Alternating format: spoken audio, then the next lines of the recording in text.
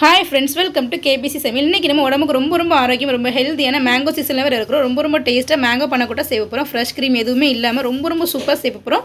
வாங்க எப்படி செய்யுதுன்னு பார்த்துடலாம். வீடியோக்குள்ளே போகிறதுக்கு முன்னாடி நம்ம சேனலில் ஃபஸ்ட் டைம் நீங்கள் பார்க்குறீங்கன்னா சப்ஸ்கிரைப் பண்ணிக்கோங்க. பக்கத்தில் இருக்கிற பெல் ஐக்கானை கிளிக் பண்ணி அதில் ஆல் ஆப்ஷனும் சேவ் பண்ணி வச்சுக்கோங்க. அப்போ தான் நான் போடக்கூடிய ஒவ்வொரு வீடியோஸும் நோட்டிஃபிகேஷனாக வரும்.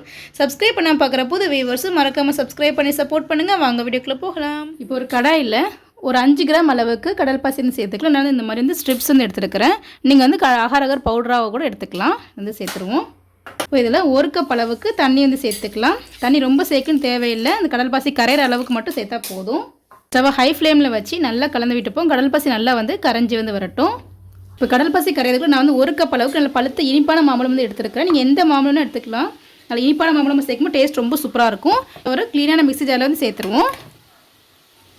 இப்போ அது கூடவே ஒரு 1/4 கப் அளவுக்கு சீனி சேர்த்துக்கலாம். நீங்கள் உங்கள் மாம்பழத்தோட இனிப்பை பொறுத்து சீனி சேர்த்துக்கோங்க. நல்லா இனிப்பாக இருக்கிறனால நான் ஒரு 1/4 கப் அளவுக்கு மட்டும் எடுத்துருக்கிறேன். இப்போ கொஞ்சமாக தண்ணி சேர்த்து நல்லா ஃபைனாக அரைச்சி எடுத்துப்போம், கட்டி இல்லாமல். இப்போ நல்லா அரைச்சி எடுத்தாச்சு. பாருங்கள், இந்த அளவுக்கு நல்லா திக்காக க்ரீமியாக இருக்குது. நான் கொஞ்சமாக தண்ணி சேர்த்து இந்த அளவுக்கு நல்லா ஃபைனாக அரைச்சி எடுத்துருக்கேன். பாருங்கள், இந்த அளவுக்கு நல்லா ஸ்மூத்தாக இருக்கணும். ஓரளவுக்கு சின்ன சின்ன கட்டியாக அரையாமல் இருந்துச்சு அப்படின்னா கூட இதை அரிப்பில் வச்சு நல்லா வடிகட்டி எடுத்துக்கோங்க. நல்லா ஸ்மூத்தாக நல்லா க்ரீமியாக கிடச்சிரும். நான் அப்படியே தான் சேர்க்குறேன். இப்போ கடல் பாசியுமே நல்லா இந்தளவுக்கு கரைஞ்சி வந்துருச்சு. சின்ன சின்ன கட்டிகள் தான் இருக்குது. இந்தளவுக்கு நல்லா கரைஞ்சி வந்துருச்சு. நான் கடல் பாசி கரையிறதுக்கு மட்டும்தான் கொஞ்சமாக தண்ணி சேர்த்துருக்கேன். ரொம்ப தண்ணி சேர்க்க தேவையில்லை. இந்தளவுக்கு இருந்தால் போதும். இப்போ நம்ம அரைச்சி வச்சுருக்கிற இந்த மாம்பழத்தை இதில் சேர்த்துடலாம். ஸ்டவ் லோ ஃப்ளேமில் வச்சுக்கோங்க. இப்போ அரைச்சி வச்சுருக்கிற எல்லா மாம்பழத்தையுமே இதில் சேர்த்துடலாம்.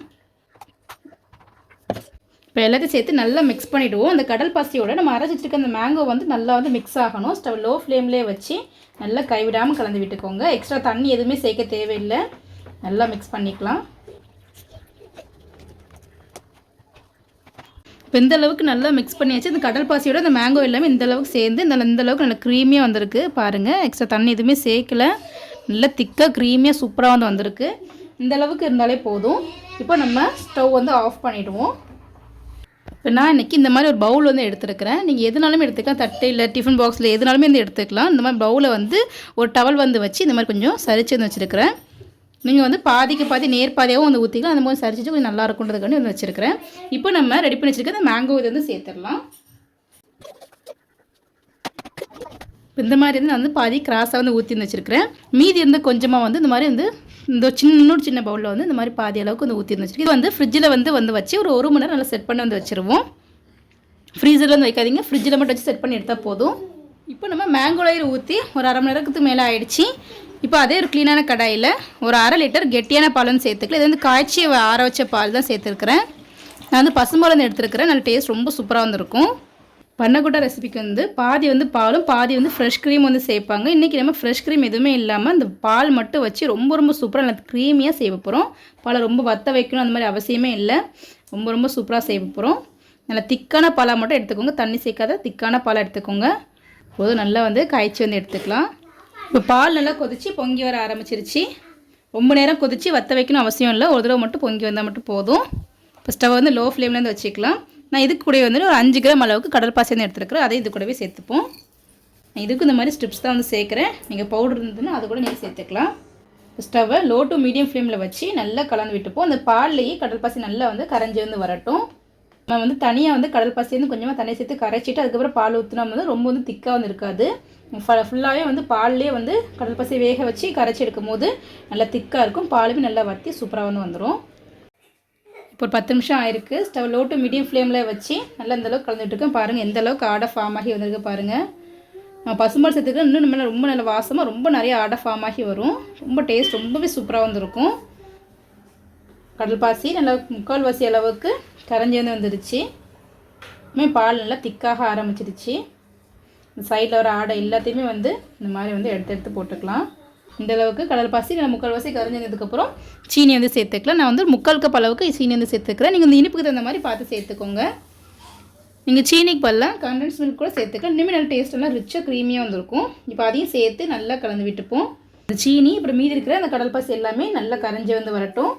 இந்தளவுக்கு நல்லா கலந்து விட்டுக்கலாம். இப்போ இன்னும் ஒரு 5 நிமிஷம் கிட்ட ஆயிடுச்சு. இப்போ கடல் பாசி சீனி எல்லாமே நல்லா கரைஞ்சி இந்தளவுக்கு நல்லா திக்காக சூப்பராக வந்துருச்சு. இப்போ நம்ம ஸ்டவ் ஆஃப் பண்ணிடலாம். இப்போ நம்ம ஃபஸ்ட்டு ஊற்றி வச்சுருக்கிற அந்த மேங்கோ இது நல்லா வந்து சூப்பராக செட் ஆகிடுச்சு பாருங்கள். இந்தளவுக்கு சூப்பராக செட் ஆகிடுச்சு, நல்லா சாஃப்டாக சூப்பராக வந்து வந்துருச்சு. இந்தளவுக்கு பாருங்கள், பார்க்கவே பாருங்கள் ரொம்ப சூப்பராக அழகாக வந்து வந்திருக்கு. இப்போ ரெடி பண்ணி வச்சுருக்கிற இந்த மில்க் லேயரையும் இதில் வந்து சேர்த்துடலாம். இந்த மாதிரி ஒரு ஸ்பேட்சில் ஏதாவது வச்சுட்டு அதுக்கு மேலே வந்து சேர்த்து விட்டுக்கோங்க. அப்போ தான் வந்து உள்ளது வந்து உடையாமல் வந்து வரும். டேரெக்டாக சேர்க்கும் போது உள்ளது எல்லாமே சேர்ந்து ஒன்றா மிக்ஸ் ஆகிடும். வந்து சேர்த்தாச்சு. இப்போ இதையும் ஒரு 10 நிமிஷத்துக்கு வெளிலேருந்து வச்சுட்டு கொஞ்சம் சூடு ஆறுனதுக்கப்புறம் ஃப்ரிட்ஜில் வந்து வச்சு ஒரு 1 மணி நேரம் நல்லா செட் பண்ணி வந்து எடுத்துக்கலாம். இப்போ ரெடி ஆகிடுச்சு. இந்தளவுக்கு நல்லா சூப்பராக வந்து செட் ஆகிடுச்சு பாருங்கள். பார்க்கவே அவ்வளோ சூப்பராக இருக்கும். 2 லேயர் 2 ஃப்ளேவரோட ரொம்ப ரொம்ப சூப்பராக இருக்கும். ரொம்ப சூப்பராக ரெடி ஆகிடுச்சு. எடுத்து வச்சுருவோம். இந்த மாதிரி ஒரு பிளேட்டை வந்து போட்டு கமுத்தி எடுத்துக்கலாம். பார்க்கவே அவ்வளோ சூப்பராக வந்து இருக்குது பாருங்கள்.